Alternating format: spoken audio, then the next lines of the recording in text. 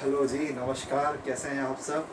I hope so lockdown के चलते हुए आप सब अपने घर में बिल्कुल सेफ और सेफ्टी के साथ होंगे। दोस्तों, एक इम्पॉर्टेंट इन्फॉर्मेशन जो आपके बीच में मैं आज शेयर करने जा रहा हूँ।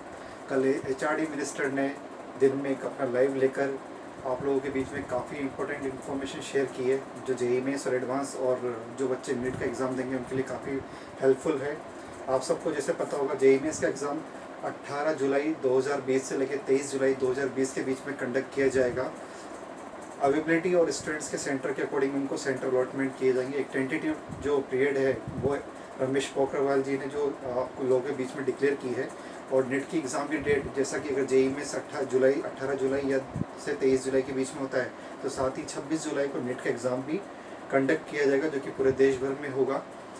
साथ ही एडवांस का एग्ज़ाम जो है वो अगस्त के महीने में टेंटेटिवली एक डेट आपको अलॉट की जाएगी कि कब वो गवर्नमेंट आपके बीच में एग्ज़ाम संभवतः करवा पाती है। तो इस लॉकडाउन के चलते हम जैसे मोटा मोटा देखते हैं तो लगभग 2.5 से 3 महीने का अपने पास पूरा समय है। तो स्टूडेंट्स, मेरा आप सबसे यही कहना है, इस लॉकडाउन का पूरा यूटिलाइज़ करें। जो भी आपके डाउट्स हैं, जो भी टॉपिक आपका वीक है, मैंने अपने लास्ट वीडियो में भी आप लोगों से बोला था, जो भी अपना डाउट है उसको पूरा अच्छे से क्लियर करें, टॉपिक्स को बहुत अच्छे से क्लियर करें। अगर आपकी स्पीड प्रॉब्लम है तो क्वेश्चन को बहुत ज़्यादा करें। जितने ज़्यादा आप क्वेश्चन सॉल्व करते हैं, टॉपिक उतना ही ज़्यादा क्लियर होता है। मैक्सिमम क्वेश्चन करने से मैक्सिमम डाउट क्लियर होते हैं, topic depth to depth level पे क्लियर होता है। तो जैसा कि आपने मेरा लास्ट वाला वीडियो भी देखा होगा, body fluid and their circulation, जैसा मैं आपको पहले मेरे चैनल के बारे में बता देता हूँ। फंडामेंटल बायोलॉजी एक मैंने नया प्लेटफॉर्म स्टार्ट किया है, नया चैनल स्टार्ट किया है, जिसके ज़रिए 11th एंड 12th जो बच्चे मेडिकल के लिए प्रिपरेशन करते हैं, मैं उनके बीच में बायोलॉजी से रिलेटेड अपने टॉपिक्स या अपने चैप्टर लेके आऊँगा। कुछ टॉपिक्स से रिलेटेड इंटरेस्टिंग ऐसी बातें भी हैं जो आप लोगों को शायद अभी तक ना पता हो, बिकॉज एनसीईआरटी में काफ़ी चीज़ें ऐसी होती है जो क्लियर नहीं हो पाती है। कुछ ऐसी चीज़ें, बिकॉज वहाँ पर जो मैंने लास्ट लेक्चर में भी आपको बताया, बहुत सारी चीज़ें ऐसी होती है सिर्फ हमें बुकिश नॉलेज रूप में होती है, वहाँ पर प्रैक्टिकल नॉलेज नहीं दे पाते हैं। गवर्नमेंट जो अपनी बात कहना चाहती है वो आप लोग समझ नहीं पाते हैं। उसके लिए आप लोग को एक अच्छे ट्यूटर, एक अच्छे गाइडेंस की आवश्यकता होती है। तो जितने भी टॉपिक आपके बीच में लाए जाएंगे, उनमें जो भी चीज़ें रहेंगी उस टॉपिक से रिलेटेड जो भी पर्टिकुलर सूटेबल एग्जाम्पल होंगे वो आपके बीच में लिए जाएंगे। मैंने आपको बीच में लास्ट टाइम मेरे पहले लेक्चर में बताया था body fluid and their circulation.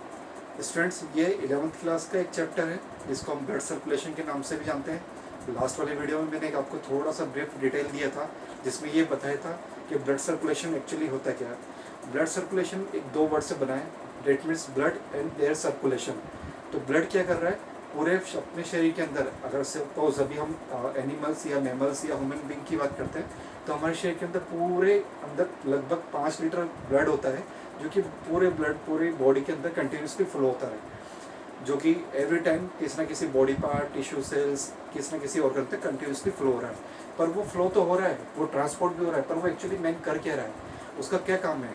Blood circulation कहीं यूँ तो नहीं है, उसका कोई ना कोई इंपॉर्टेंस होगी। जैसे हमने पढ़ा है पूरे बायोलॉजी में, नर्वस सिस्टम भी होता है, दिमाग और ब्रेन और स्पाइनल कॉर्ड के बारे में हम पढ़ते हैं। डाइजेस्टिव सिस्टम होता है जो कि पूरे इंटेस्टाइन से रिलेटेड होता है।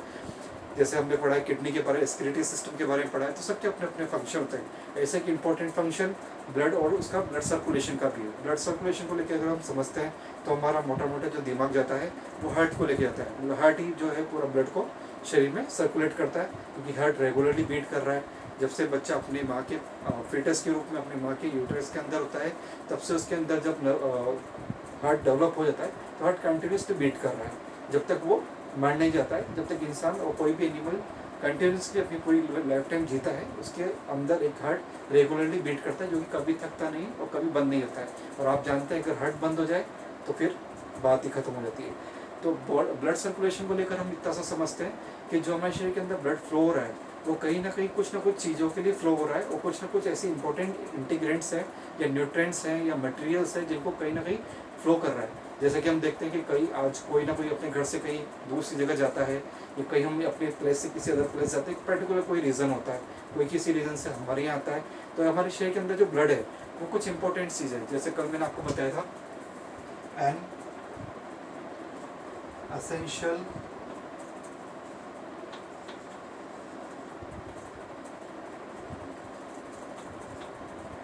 एक एसेंशियल रिक्वायरमेंट क्यों? क्योंकि वो सब चीज़ें हमारे शरीर को चलाने के लिए काफ़ी इंपॉर्टेंट है, काफ़ी महत्वपूर्ण रखती है।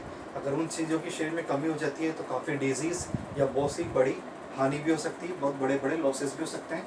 तो हमने देखा था जो बॉडी फ्लूइड है, जिसे हम ब्लड के नाम से भी बोलते हैं, जो कि ह्यूमन्स के अंदर ब्लड या लिम्फ के रूप में पाया जाता है, ये दो बॉडी फ्लूइड्स हैं जो ह्यूमन्स के एनिमल के अंदर पाए जाते हैं। इंसेक्ट के केस में मैंने आपको बताया था, इंसेक्ट के केस में हीमोलिम्फ होता है।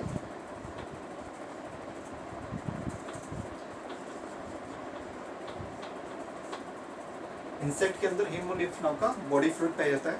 तो हमने पढ़ा था essential requirement of which product, nutrients. दूसरा होता है हमारा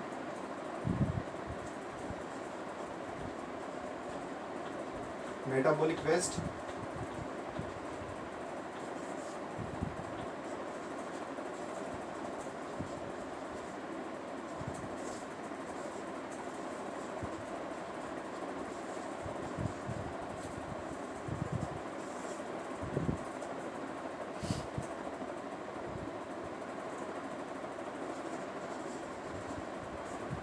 जैसा कि मैंने आपको अपने लास्ट वाले लेक्चर में भी बताया था, जो इम्पोर्टेंट मटेरियल्स है जिनका हमारे पूरे बॉडी के अंदर सप्लाई हो रहा है ब्लड के थ्रू, वो है न्यूट्रिएंट्स हैं। जैसा जो भी हम खाना या जो भी फ्रूट्स वगैरह जो भी हम अपने शरीर पूरे दिन भर में या पूरी लाइफ में खाते हैं, तो उसके थ्रू हमारे इंटेस्टाइन में कोई ना कोई न्यूट्रिएंट्स अब्जॉर्ब होते हैं, जो कि ब्लड के थ्रू हमारे डिफरेंट बॉडी ऑर्गन या टिश्यूज़ तक सप्लाई किए जाते हैं।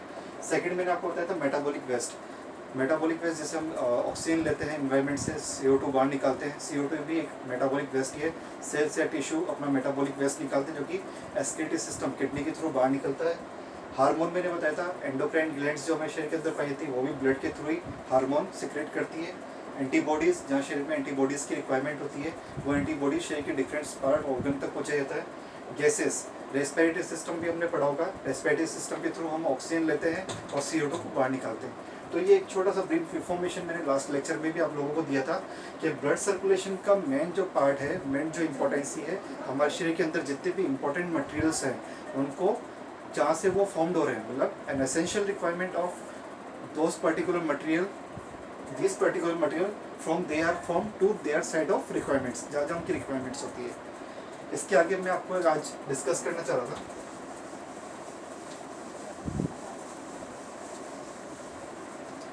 हमारे शरीर के अंदर दो तरह के फ्लूइड्स पाए जाते हैं, बॉडी फ्लूइड पाए जाते हैं।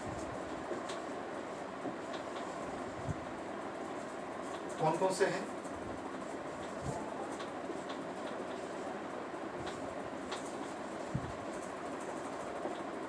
या तो ब्लड है या फिर लिम्फ है। ये दोनों फ्लूइड, बॉडी फ्लूइड क्या है ह्यूमंस के अंदर या एनिमल्स की अगर हम बात करें तो उसमें पाए जाते हैं।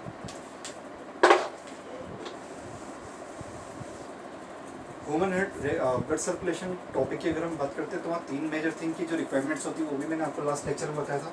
पहला रिक्वायरमेंट होता है हार्ट का, जिससे मिलकर एक ब्लड सर्कुलेशन पूरा चैप्टर बना हुआ है, जिसके बारे में हम डिटेल से स्टडी करेंगे। दूसरा होता है ब्लड वेसल्स, और तीसरा होता है बॉडी फ्लूइड, जो मैंने आपको भी बताया।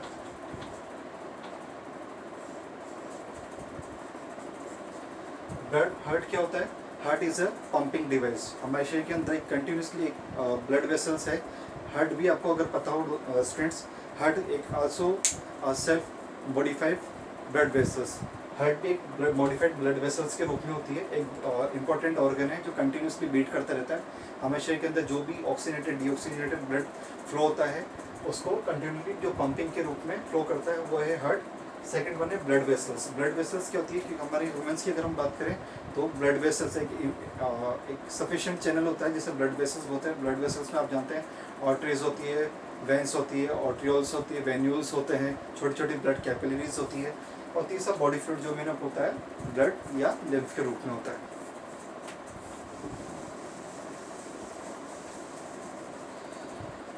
ब्लड सर्कुलेशन की बात करें तो ब्लड सर्कुलेशन 2 तरह का होता है। एक आपने सुना होगा ओपन ब्लड सर्कुलेशन, एक होता है close blood circulation. Open circulation का मतलब क्या होता है कि हार्ट से जो ब्लड है वो लार्ज ब्लड वेसल्स के थ्रू निकल के इंसेक्ट की या एनिमल्स की ओपन स्पेस में फ्लो होता है, और उस ओपन स्पेस को हम बोलते हैं साइनसेस।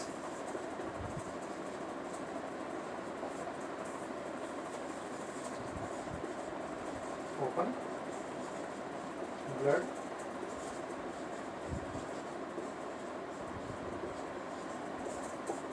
ओपन ब्लड सर्कुलेशन के केस में क्या होता है, हार्ट से जो है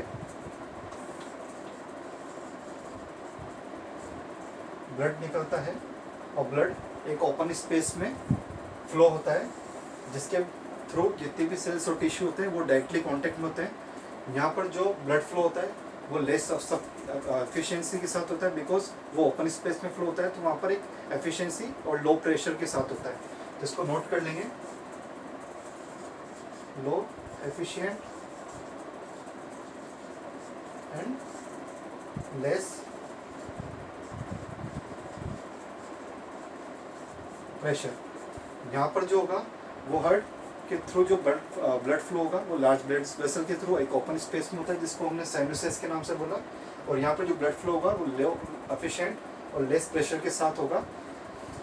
ओपन जो ब्लड सर्कुलेशन होता है उसके अंदर जो ब्लड फ्लो होता है वो लोअर एनिमल्स के अंदर होता है, जैसे हम आर्थ्रोपोड्स की बात करें या कुछ मोलस्किस की बात करें जो फाइलम होते हैं, मतलब देखा जाए तो लो फाइलम के एनिमल्स के अंदर ओपन ब्लड सर्कुलेशन होता है।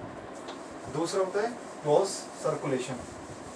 क्लोज सर्कुलेशन जो होता है वो हायर एनिमल के अंदर पाया जाता है, जैसे हम बर्ड्स की बात करें, मैमल्स की बात करें, कुछ वर्टिब्रेट्स की बात करें, तो उसमें क्लोज सर्कुलेशन पाया जाता है। क्लोज सर्कुलेशन का मतलब जैसे मैंने लास्ट वाले लेक्चर में भी आपको बताया था, क्लोज का मतलब ये नहीं होता है कि ब्लड वेसल या हार्ट कहीं ना कहीं जाके ब्लॉक हो गया। क्लोज सर्कुलेशन का मतलब होता है, सपोज ये आपका हार्ट है, हार्ट से जो ब्लड निकला वो किसी बॉडी टिश्यू या ऑर्गन तक गया,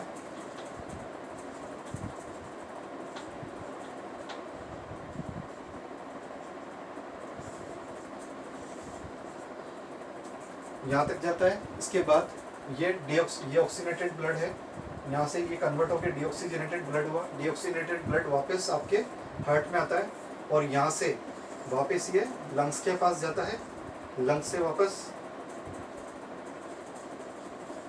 लंग्स के पास जाता है। लंग्स से ये CO2 डीऑक्सीजनेटेड ब्लड है, लंग्स के थ्रू वापस ऑक्सीनेट होकर, जो हमने रेस्पिरेशन में पढ़ा है, ये वापस ऑक्सीनेट होकर हार्ट के पास फ्लो होता है।